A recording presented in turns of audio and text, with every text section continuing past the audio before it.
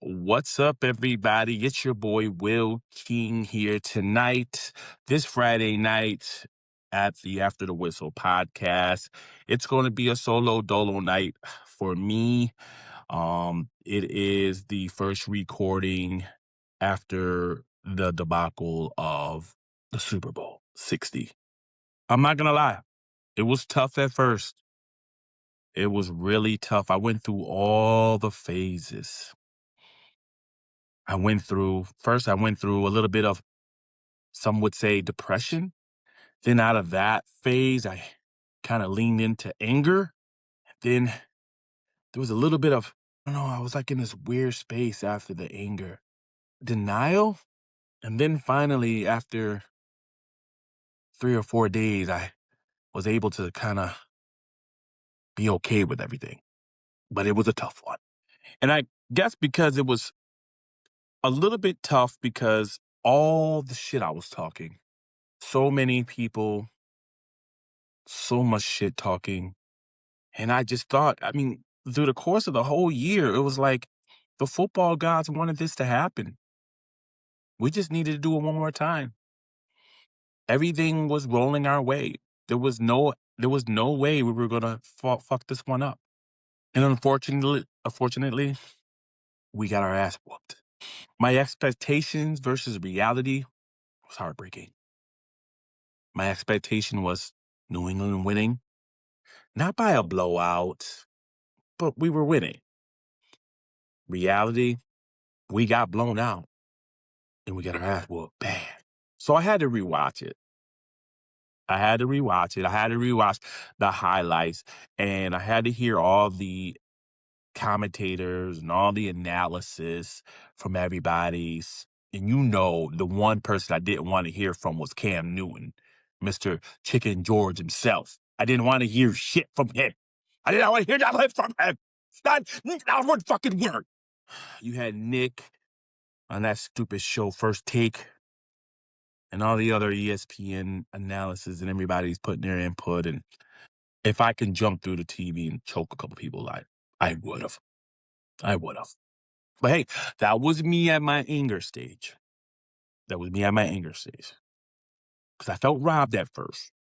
Okay. And then I had to realize we got dominated. Now, Drake May, he struggled all playoffs. He struggled the whole playoff. But boy, that Super Bowl ass whooping was something totally different. Now, mind you, the left side of the line was horrific. It was horrible. Will Campbell, the other guy next to him, I think it was that Wilson. Them boys was getting manhandled. They were looking like little boys out there. I mean, literally, Drake May had about 2 seconds before they were in the backfield. 14 pressures from the left side alone. Now, I'll give you, Drake May, he overthrew some shit. He blew a lot of throws. And he was nervous in his face. Look at his face. His eyes was bigger than $50. All right? But I think he could have got through that if he had some type of protection. It was bad. I watched the replays over and over and over again, and I'm just seeing them two boys getting their brains blown out over there. Manhandled on the left side of the line. It was freaking embarrassing as a Patriot fan. Now, the final score, Seattle Seahawks 29, New England 13. And that score really doesn't give it justice. This was a pure ass whooping. And then when they scored that touchdown, there was like a brief moment of like nostalgia. Like, oh, here we go again. We got enough time. I feel that Brady juice. We can make. No, you're delusional. That didn't happen. Nope. It was an ass whoop. It was a reminder. Hey, do that fucking pick. Ugh. Yeah, we got some work to do. Running back Kenneth Walker, 161 yards. MVP performance. I mean, the key themes of the games, Seattle's defense, they were great. From start to finish, them boys was there to play. They wasn't playing around with New England. They just totally man up, nut up or shut up. and we shut the hell up. We got shut the hell up. Again, Drake May, young quarterback, 23 years old. He was just overwhelmed just by the sheer magnitude of the game. You could see it in his face when he first came out there. He was just like, and then on top of that, the left side of the line was straight trash. He couldn't even get comfortable. The game wasn't as competitive as the score suggests. I'm telling you, for those who watched that with me, it was horrible. And not to mention, and what made it worse was I had people over my house for the Super Bowl game that was just there purely for two things. For one, the fucking food. They were there for the food and drinks. And two, just to hope the New England Patriots fall so they can rub it in my face in real time. And guess what? They ate my food, they drank my drinks, and they had the opportunity to rub that into my face, live and in person.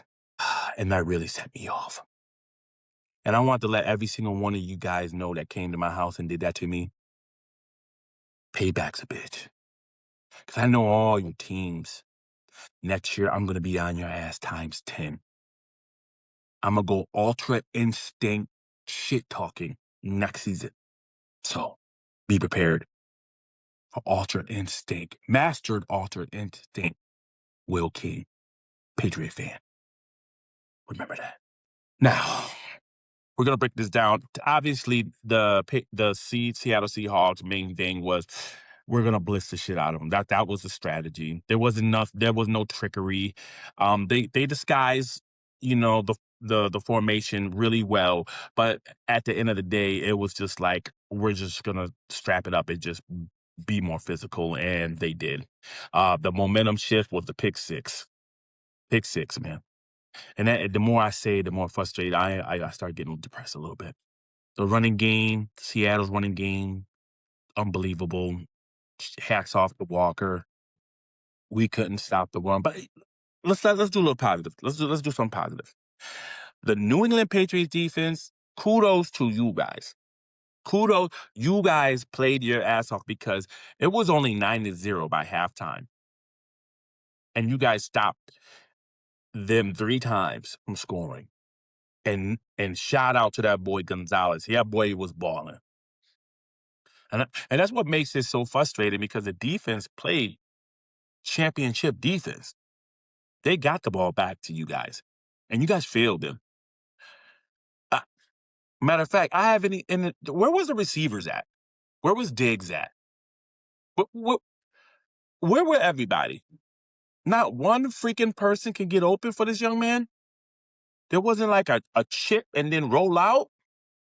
What was going on? What was the game plan, McDaniels? What was the freaking game plan? Because all I saw was just 1-2 sack, or 1-2 pick, 1-2 punt. It was bad.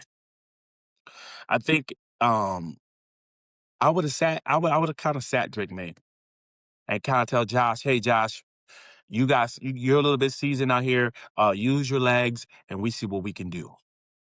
Because the adjustments that the Patriots were doing was super slow, like geriatric slow. The protection breakdowns, I can't stay on that too much because I'm gonna get mad again. The offensive inconsistency. Can't even freaking talk. So fucking bad. I mean, and then you know what? The highlight for me for the game was the halftime show.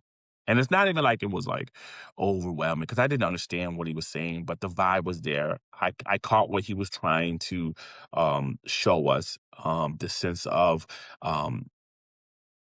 unity, this sense of like, here's the Puerto Rican heritage started from the sugar cane. I think the production was really well done. Really well done.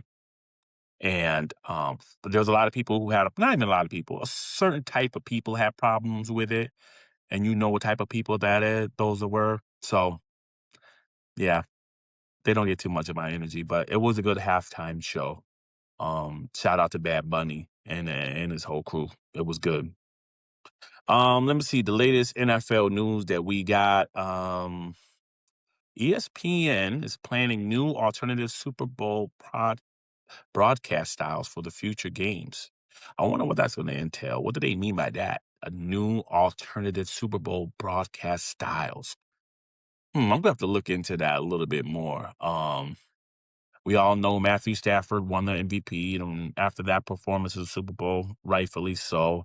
Christian McCaffrey, comeback story of the year. Okay, I can get that. I can get behind that. Just trying to look over here. I'm looking at some fans' reaction of the game. Not good. Oh, sheesh. It's so much. I mean, I don't even like to even talk about the game anymore. I just wanted to get on here and kind of like vent a little bit. But yeah, it was a thing. But here's a brighter side of the After the Whistle podcast.